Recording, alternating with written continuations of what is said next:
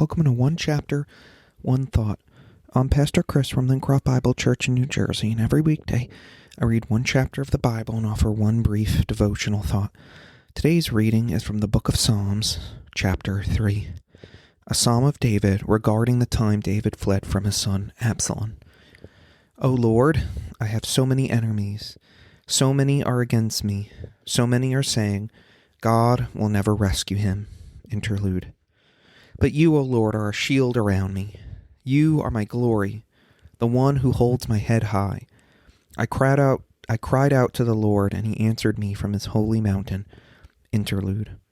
I lay down and slept, yet I woke up in safety, for the Lord was watching over me. I am not afraid of 10,000 enemies who surround me on every side. Arise, O Lord, rescue me, my God. Slap all of my enemies in the face. Shatter the teeth of the wicked.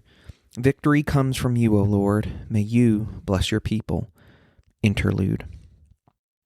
One thought. Sometimes life does not go as planned, and sometimes it does. And sometimes the plan isn't what we might say good. We find David running for his life from his own son. But this was all part of God's plan because of David's sin. Because of David's sin with Bathsheba, God said that he would raise up evil against David out of his own household in 2 Samuel 12:11. So eventually Absalom, David's own son, won over the hearts of the people and conspired against him, as recorded in 2 Samuel 15:1-6. So, in the midst of this hardship, what does David do? Does he turn from God?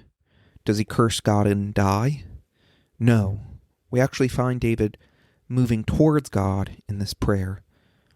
First of all, David expresses his faith in God despite his enemies arising against him. But you, O Lord, are a shield around me, he says in verse 3. We also find that David calls on God to do justice on his behalf. Arise, O Lord, rescue me, my God.